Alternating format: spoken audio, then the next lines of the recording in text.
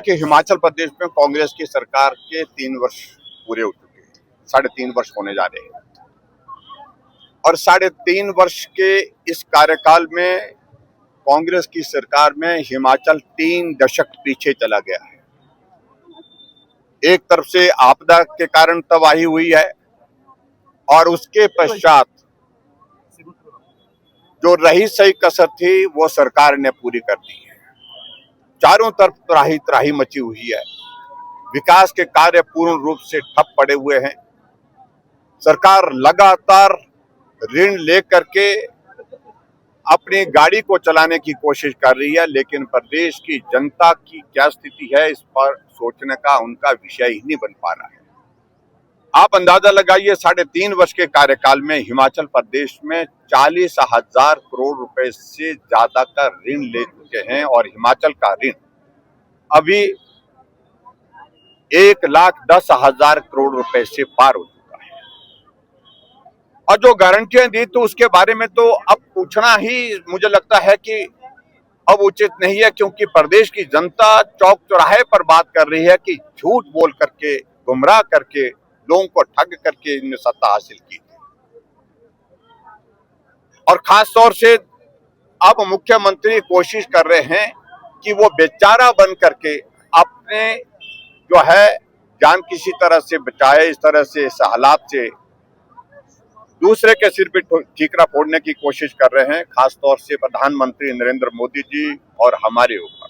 हमें कहा जाता कि आपने ऋण लिया, अरे हमने तो 19,500 करोड़ रुपए 5 साल में लिया था, आपने 40,000 करोड़ रुपए 3.5 वर्ष में ले लिया।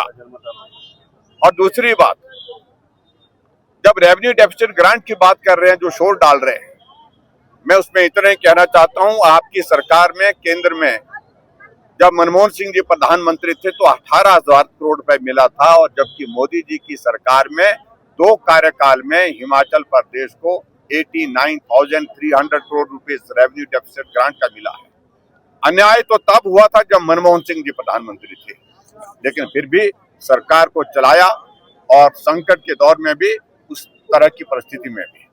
हमारी सरकार के दौरान जब मैं मुख्यमंत्री था, कोविड का दौर 2 वर्ष तक रहा, पूरे दुनिया की इकोनॉमी तबाह हो गई, लेकिन उसके बावजूद भी विकास के कार्य चले थे, युद्ध स्तर पर चल रहे थे, नौजवानों को रोजगार मिल रहा था और जनहित की योजनाएं हिमाचल प्रदेश में चल रही थी।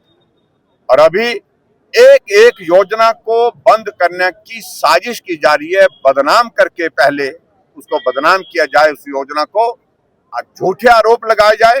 हम किसी तरह की जांच के लिए तैयार है। हमने मुख्यमंत्री को कहा है कि हिमकेयर में अगर आप कह रहे हैं कि घोटाला हुआ तो हाई कोर्ट के सिटिंग जज से उसकी इन्वेस्टिगेशन कराइए। मुख्यमंत्री ने पहले कहा कि 1100 करोड़ रुपए का घोटाला हुआ है।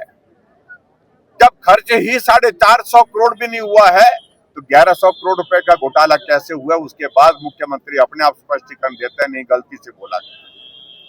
और फिर कहा कि मेडिकल कॉलेज, एक मेडिकल कॉलेज में हम ऑडिट कर रहे हैं, उसमें 100 करोड़ रुपए का घोटाला।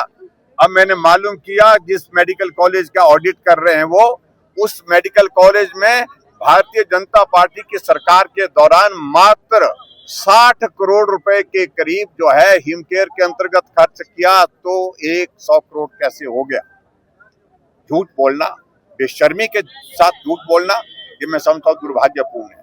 और इसलिए गारंटियों के बारे में लोग पूछ रहे हैं कि क्या हुआ उस 1500 की गारंटी का, क्या हुआ उस गोबर की गारंटी का, 300 यूनिट बिजली की गारंटी का, 5 लाख नौकरियों की गारंटी का। इन सारी बातों को लेकर के जब जवाब नहीं दे पा रहे हैं तो मुख्यमंत्री हिमाचल के अंदर तो झूठ बोलते ही बोलते हैं, लेकिन जा करके असम में भी बोल रहे थे हिमाचल प्रदेश में सारी गारंटियां पूरी कर दी है। इसलिए हमने तय किया है, हकीकत को लोगों के बीच में लेकर के जाएंगे, लोगों के बीच में जाकर के बात करेंगे और वर्तमान कांग्रेस की सरकार को उखाड़ फेंकेंगे। तब तक के लिए हम चैन से नहीं बैठेंगे।